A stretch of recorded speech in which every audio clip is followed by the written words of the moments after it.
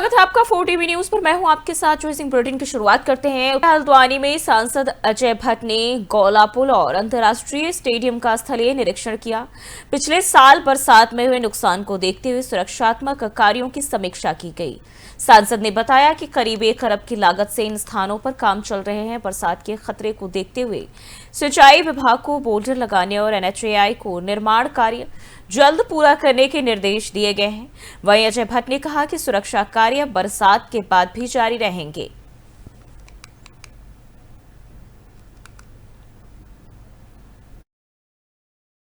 पक्का होगा। NHAI के काम अभी नीचे इतने अच्छे चल रहे हैं, आप देख रहे हैं। और PWD की सड़क जो टूटी हुई थी पिछले 11 महीने से, वो इसलिए विलंब हुआ उसमें क्योंकि एक हमारे ठेकेदार महोदय ही न्यायालय चले गए थे। जब वो केस निर्णीत हुआ उसके विदिन 1 वीक, 1 हफ्ते के अंदर हमने काम प्रारंभ कर दिया था। मैं और हमारे MLA साहब और मेरे सारे कार्यकर्ता और यहाँ की जनता, हम सब लोगों ने सार्वजनिक रूप से बताया कि माननीय मुख्यमंत्री जी ने पैसे। बढ़ते आगे, देहरादून से खबर सामने आ रही है जहां प्रदेश की सभी जेलों पर रहेगी ऑनलाइन नजर। ITDA के सहयोग से व्यवस्था करेगा गृह विभाग। राज्य में 9 जेल और 2 उपजेल। पहले भी जेल सुरक्षा को लेकर उठ चुके हैं सवाल। अपराधियों के द्वारा गिरोह का संचालन करने पर सख्ती और जेलों में लगे क्लोज सर्किट कैमरों का जो है ऑनलाइन उनको किया जाएगा। और राज्य में किसी भी जो तरह के तमाम जो चीजें सामने आ रही है उसको लेकर अब पुलिस प्रशासन सख्त नजर आ रही है। वहीं बात करें तो राज्य में किसी एक जगह कंट्रोल रूम भी इनको लेकर बनाए जाएंगे। तो देहरादून से ये जानकारी आपको बताते चले जहां प्रदेश की सभी जेलों पर अब ऑनलाइन निगरानी रखी जाएगी। ITDA के सहयोग से गृह विभाग ये व्यवस्था करने जा रहा है। और राज्य की 9 जेलों और 2 उपजेलों में लगे CCTV कैमरे अब एक केंद्रीकृत कंट्रोल रूम से जोड़े जाएंगे, जिससे जेलों में हो रही गतिविधियों पर सख्त नजर रखी जा सके और सुरक्षा में पारदर्शिता लाने और आपराधिक गतिविधियों पर अंकुश लगाने के उद्देश्य से ये बेहद अहम कदम उठाया गया है। तो अब जेल की सुरक्षा व्यवस्था दुरुस्त करने की कोशिश। और इसी खबर पर ज्यादा जानकारी के साथ अजय पांडे हमारे साथ देहरादून से जुड़ चुके हैं। अच्छा, देखिए, अब पुलिस प्रशासन काफी अलर्ट मोड पर नजर आ रही है। जेलों की सुरक्षा बढ़ाने पर अब सख्ती, देखिए जिस तरीके से बताया जा रहा है, सभी जो CCTV कैमरे हैं वो पूरी तरह से अब ऑनलाइन किए जा रहे हैं। साथ ही साथ ये ITDA के सहयोग से और क्या कुछ इसमें विस्तार किया जा रहा है? देखिए, सूचना प्रौद्योगिकी विकास एजेंसी के जरिए पूरे प्रदेश में जितने भी जेल हैं उनकी निगरानी की जाएगी। और 9 जेल और 2 जेल है उत्तराखंड में।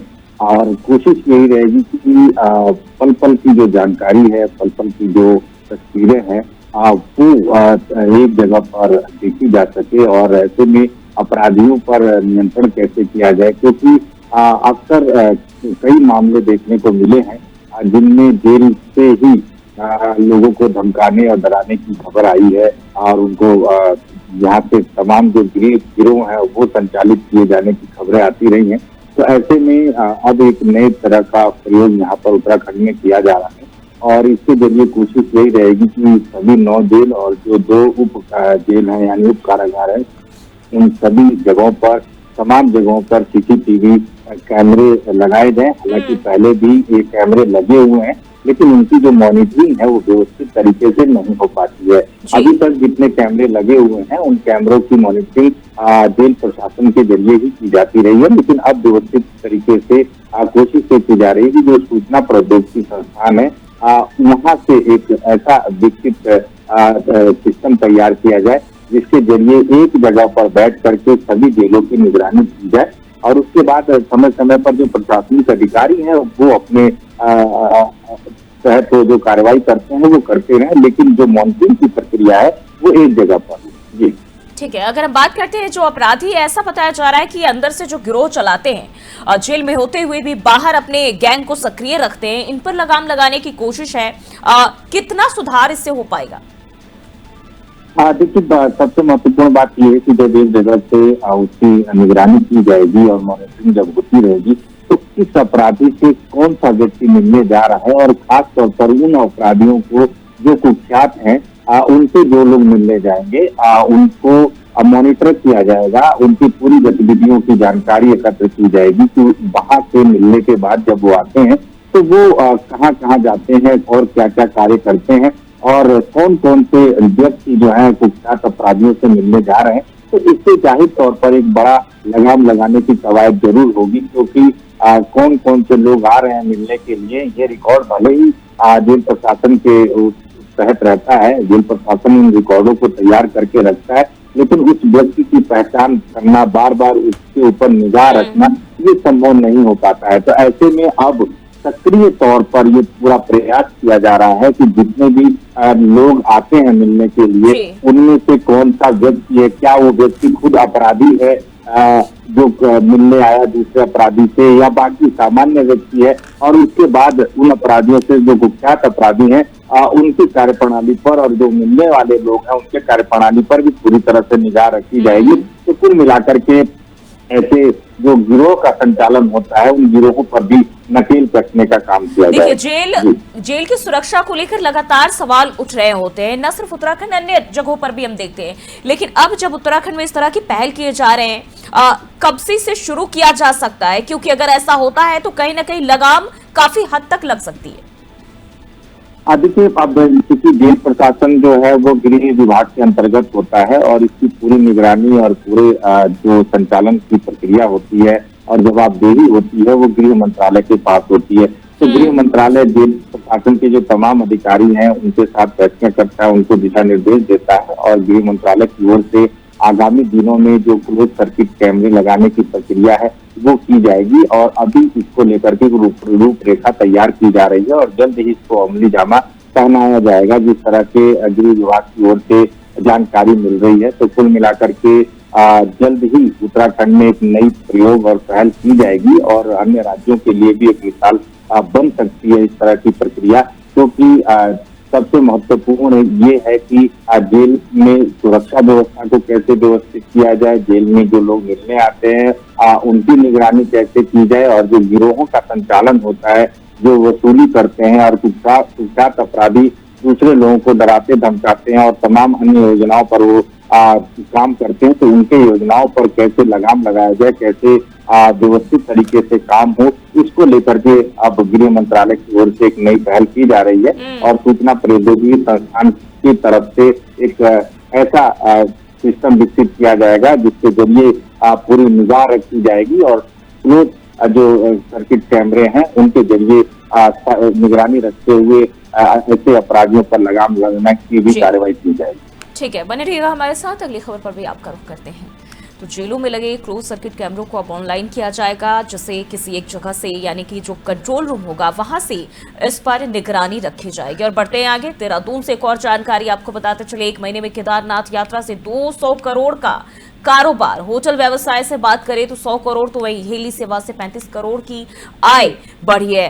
दांडी कंडी से मिली 1 करोड़ से अधिक की आमदनी और अब तक 7 लाख से ज्यादा श्रद्धालु दर्शन कर चुके हैं। तो देवभूमि उत्तराखंड में केदारनाथ यात्रा ने इस बार रिकॉर्ड तोड़ कारोबार किया है। मात्र 1 महीने में यात्रा से लगभग 200 करोड़ रुपए का व्यापार हुआ है, जिसमें होटल व्यवसाय से 100 करोड़ और हेलीकॉप्टर सेवाओं की बात करें तो 35 करोड़ रुपए की आय हुई है।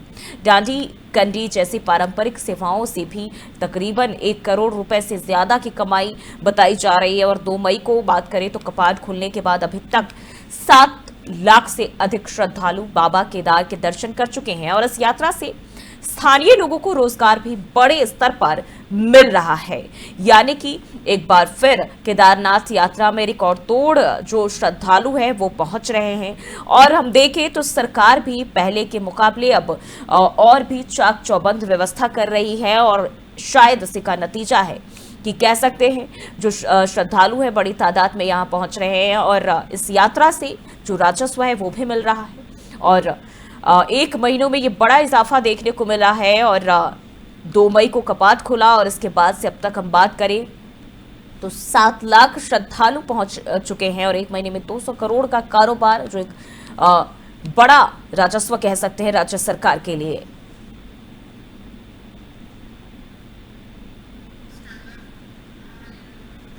और एक बार फिर से अजय पांडे का रुख कर लेते हैं। अजय, देखिए अब जो केदारनाथ यात्रा है लगातार इसमें श्रद्धालुओं का इजाफा और 7 लाख श्रद्धालु अब तक पहुंच चुके हैं। मैं एक महीने का जो वक्त रहा है इस दौरान।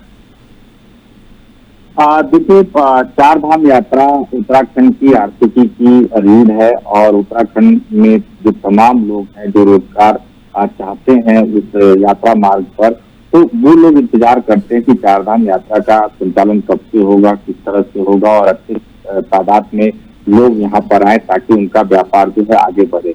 और अभी 1 महीने का ही कपाट खुलने का जो 2 मई को खुला था, उसके बाद से देखिए अभी 1 महीने का समय ही हुआ है और इस 1 महीने के समय के दौरान इतनी भारी संख्या में अगर कारोबार होता है तो अपने आप में एक बहुत अच्छी खबर है उत्तराखंड के लिए, क्योंकि लोग इंतजार करते हैं चार धाम यात्रा को लेकर के, चाहे छोटे व्यापारी हों या यात्रा मार्गों पर डंडी कंडी वाले लोग हों, घोड़े खच्चर के जरिए रोजगार करने वाले लोग हों, और इसके साथ साथ जो हेली सेवाओं का संचालन किया जा रहा है उसमें भी होटल व्यवसायियों को लेकर के भी काफी लाभ हुआ है। तो अभी सबके चेहरे खिले हुए हैं, सभी लोग खुश हैं कि इस बार यात्रा का जो संचालन है वो काफी बेहतर तरीके से हो रहा है।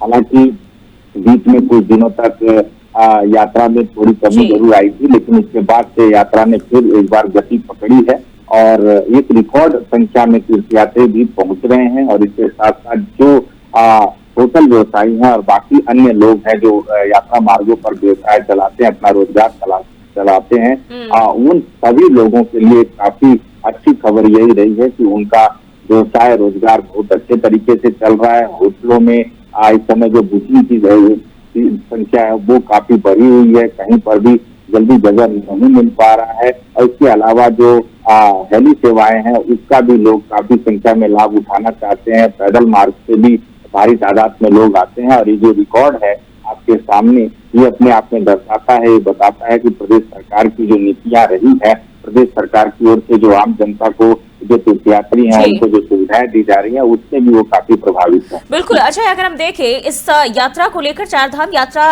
जब शुरू होता है तो लोगों में एक अलग ही उत्साह होती है और कहीं ना कहीं सरकार भी इसकी जो तैयारियां उसमें जुट जाती है। और अगर हम बात करें तो सालों भर इसकी तैयारियों को लेकर, अगर हम खासकर हालिया साल 2 सालों की बात करें तो बेहद जो है वो चौकन्ना सरकार रही है और बातचीत लगातार करती आ रही है कि हम पहले से जो भी अनुभव हुए हैं उनके मुताबिक अब आगामी सालों की बात करें तो बेहतर सुविधाएं देंगे। तो क्या ये उसी का नतीजा है?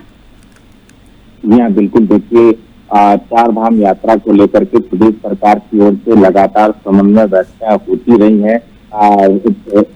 अभी केदारनाथ जिले की अगर हम बात करें तो रुद्रप्रयाग के जिलाधिकारी के साथ लगातार उत्तराखंड के जो वरिष्ठ अधिकारी हैं वो चल रहे थे, समन्वय बना करके उनके लगातार वरिष्ठ अधिकारी दिशा निर्देश दे रहे थे। सचिवालय में कई दौर की बैठकें भी होती रही हैं, आपदा प्रबंधन विभाग, जिला प्रशासन की टीमें, और इसके अलावा देहरादून के ऋषिकेश से लेकर के हरिद्वार से लेकर के चार धाम यात्रा मार्ग जितने भी जो पड़ाव आते हैं, जहाँ कहाँ पर किस तरह की व्यवस्थाएं की जाए, मेडिकल सुविधाएं कैसे दी जाए, तीर्थयात्रियों के खाने पीने की कैसी व्यवस्था हो, और मौसम खराब हो जाने के बाद उनको कहाँ पर ठहराया जाएगा, कैसे उनको रोका जाएगा, और जो तीर्थयात्री ज्यादा बीमार होंगे, बुजुर्ग होंगे, उनको किस तरह से यात्रा कराने की अनुमति दी जाएगी, किस तरह से उनको दर्शन कराया जाएगा। तो तमाम ऐसे विषय है, फोर्स जीती हुई है, हर तरह से बेहतर सुविधाएं तीर्थयात्रियों को दी जा रही है। और जब यहाँ से दर्शन करके अपने गंतव्य में जा रहे हैं, अपने घर पर जा रहे हैं, तो वो वहाँ पर अपने क्षेत्र में लोगों को बता रहे हैं कि प्रदेश में, उत्तराखंड में अच्छी सुविधाएं मिल रही है और यही वजह है कि संख्या बढ़ रही है। इसके अलावा जो आस्था का जो संगम है, आस्था का जो केंद्र है, आस्था का जो भाव है, वो लोगों के अंदर ज्यादा है और लोग भारी संख्या में अब आ रहे हैं। जी ठीक है, बने रहिए हमारे साथ। अगली खबर पर भी आपका रुख करते हैं। तो अभी तक अगर हम बात करें तो केदारनाथ में चार धाम जो यात्रा शुरू है, 7 लाख से ज्यादा श्रद्धालु पहुंच चुके हैं और 1 महीने में इतनी बड़ी तादाद में साथ ही साथ 200 करोड़ का जो है कह सकते हैं राजस्व सरकार को मिला है। और बढ़ते हैं आगे, उत्तराखंड में मौसम ने करवट बदली है। देर रात से प्रदेश के कई हिस्सों में लगातार बारिश हो रही है, जिससे गर्मी से राहत तो मिली है, लेकिन मौसम विभाग ने येलो अलर्ट जारी कर दिया है। बात करें तो पिथौरागढ़ और बागेश्वर जैसे पहाड़ी जिलों में भारी बारिश की संभावना जताई गई है। इसी के साथ प्रदेश भर में 5 किलोमीटर प्रति घंटे की रफ्तार से आंधी चलने का अनुमान भी लगाया गया है। मौसम विभाग ने लोगों को सतर्क रहने की अपील की है। तो बारिश और आंधी को लेकर येलो अलर्ट जारी किया गया है। मौसम विभाग लगातार लोगों से सतर्क रहने की अपील कर रहा है। साथ ही साथ देखिए तो देर रात से प्रदेश भर के कई हिस्सों में लगातार बारिश का दौर जारी है, जिससे गर्मी से राहत जरूर मिली है, लेकिन ये कहीं ना कहीं अब समस्या भी बनती हुई नजर आ रही है। मौसम विभाग ये नए अलर्ट जो है वो जारी कर दिया है लोगों के लिए। पिथौरागढ़ और बागेश्वर जैसे जो पहाड़ी जिले हैं वहां भारी बारिश की संभावना जताई गई है। और अजय पांडे का रुख एक बार फिर से कर लेते हैं। अजय देखिए, अब मौसम ने करवट बदली है, जिससे गर्मी से तो राहत जरूर मिली है, लेकिन जो पहाड़ी इलाके हैं वहां मुसीबत बढ़ गई है। देखिए, मौसम विभाग की ओर से ये कहा गया है कि आगामी 10 जून को प्रदेश में मानसून की दस्तक हो सकती है। और अभी जो बरसात हो रही है, अभी जो बारिश का जो दौर शुरू हुआ है, ये प्री मानसून की बारिश है। और इसी को लेकर के उत्तराखंड मौसम विभाग की ओर से चेतावनी जारी की गई है। और सभी लोगों से ये कहा गया है कि वो सतर्कता बरतें, क्योंकि तमाम जगहों पर आंधी तूफान की संभावना ज्यादा है, ओलावृष्टि की संभावना ज्यादा है। इसके अलावा जो पहाड़ी मार्ग हैं और जहां पर जैसे रुक रुक करके पहाड़ी मार्गों पर पहाड़ों पर बारिश होती है तो भूस्खलन के खतरे भी बढ़ जाते हैं। तो ऐसे में सतर्कता बरतने को कहा गया है। इसके अलावा प्रदेश के कई ऐसे जिले हैं जिनको लेकर के मौसम विभाग ने वहां के जिलाधिकारियों को अलर्ट रहने के लिए कहा है। एसडीआरएफ की टीम, एनडीआरएफ की टीम, जिला प्रशासन की टीम, इसके साथ साथ पीडब्ल्यूडी की टीम, जो तमाम ऐसे चिन्हित जगह है जहां पर भूस्खलन और अन्य आपदा जैसी स्थिति आने की संभावना है, वहां पर पहले से ही मुस्तैद है, ताकि अगर कहीं कोई विकट स्थिति होती है तो उसका त्वरित रिस्पॉन्स करते हुए वहां के लोगों को राहत दिलाने का काम किया जाएगा। और देखिए, मौसम विभाग की ओर से अभी फिलहाल प्रदेश में कई दिनों तक लगातार इसी तरह की बारिश और इसी तरह के मौसम रहने की बात कही गई है। तो पिछले कुछ दिनों से जो मौसम काफी गर्म हो गया था, मैदानी क्षेत्रों में काफी दिक्कत हो रही थी, लोग गर्मी से परेशान थे, तो उनको राहत मिली है। और पहाड़ी क्षेत्रों में जो ऊंचाई वाले जगह है वहां पर बर्फबारी भी हो रही है, बारिश भी रुक रुक करके हो रही है। और यही कोशिश है कि चारधाम यात्रा के दौरान जो तीर्थयात्री जा रहे हैं उनको बीच बीच में रोका जाएगा। अगर हम बात करते हैं मानसून के दौरान, उत्तराखंड एक ऐसा राज्य है जहां जो बाढ़ की स्थिति जब आती है तो एक भयंकर रूप ले लेते हैं। और ऐसे में जो ऐसे जगहों के आसपास रहते हैं लोग, उनके लिए काफी मशक्कत हो जाती है, परेशानी हो जाती है। हालांकि सरकार इसको लेकर व्यवस्थाएं भी करे, लेकिन जब ये कहा जाता है कि मानसून शुरू होने के पहले तैयारियां हैं, तो क्या अभी किस तरह की तैयारियां देखी जा रही है? क्या उससे अब निजात मिल सकेगा? देखिए, जो मैदानी क्षेत्र हैं जहां नगर निगम, नगर पालिका है, उनके तरफ से प्रयास यही किया जा रहा है कि जो नदी, जो नाले खाले हैं उनको साफ किया जाए। और तमाम जगहों पर जो सड़कों पर पानी का बहाव होता है, बरसात की पानी काफी तेजी से बहते हैं, वो घरों में घुस जाते हैं। तो ऐसे में उनको कैसे रोका जाए और सारे नदी नालों को साफ किया जा रहा है। खासतौर पर जो बरसाती नदियां हैं वहां पर भी जो किनारे जो लोग रह रहे हैं उनको अलर्ट किया जा रहा है, क्योंकि तमाम लोग मलिन बस्ते किनारे बना देते हैं और वहां रहने लग जाते हैं। लेकिन जब इन नदियों में पानी आता है तो उनका काफी नुकसान होता है। तो ऐसे में आर्थिक और व्यक्तिगत किसी का नुकसान न हो, इसको बचाव के लिए जिला प्रशासन की ओर से लोगों को अलर्ट किया जा रहा है। इसके साथ साथ जो तीर्थ स्थल है, चाहे हरिद्वार हो, ऋषिकेश हो, गंगोत्री यमुनोत्री का क्षेत्र हो या बाकी अन्य जो क्षेत्र हैं वहां पर लोग नदियों में नहाने जाते हैं। और ऐसे में तमाम जगहों पर बरसाती पानी की वजह से नदियों का जलस्तर बढ़ जाता है।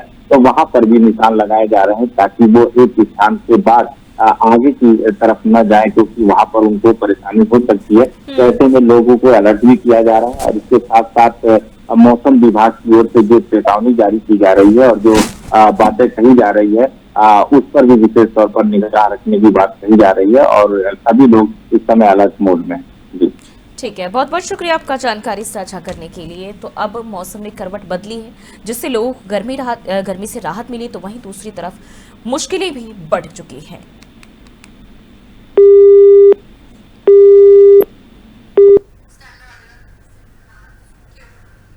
बढ़ते आगे, उत्तराखंड के पवित्र तीर्थ स्थल बद्रीनाथ धाम पहुंचे प्रसिद्ध फिल्म निदेशक लव रंजन ने अपने परिवार के साथ भगवान बद्री विशाल के दर्शन किए। मंदिर प्रशासन की ओर से उन्हें अंगवस्त्र और प्रसाद भी भेंट के रूप में दिया गया। वहीं दर्शन के बाद लव रंजन ने मंदिर की व्यवस्थाओं की सराहना करते हुए देवभूमि के आध्यात्मिक वातावरण का विशेष अनुभव साझा किया। तो फिल्म निर्देशक जो है बद्रीनाथ धाम पहुंचे और इस दौरान उन्होंने अपने परिवार के साथ भगवान बद्री विशाल के दर्शन भी किए हैं।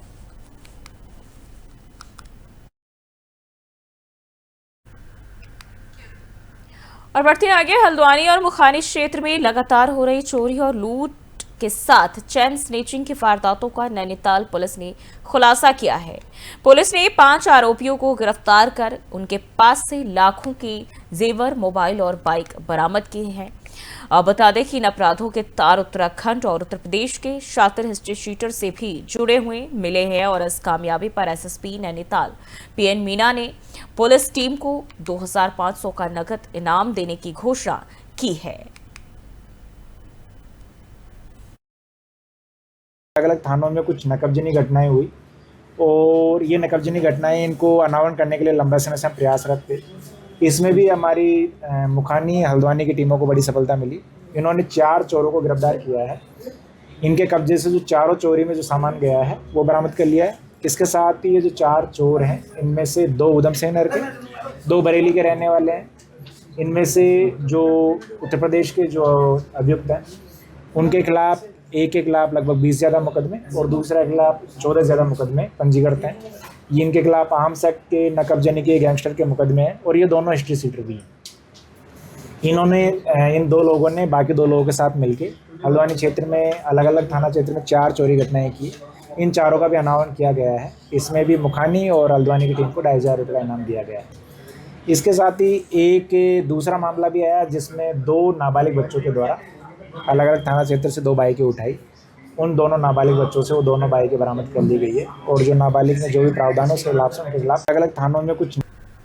फिलहाल के इस बुलेटिन में इतना ही। देश और दुनिया की तमाम खबरों के लिए देखते रहिए 4TV न्यूज़।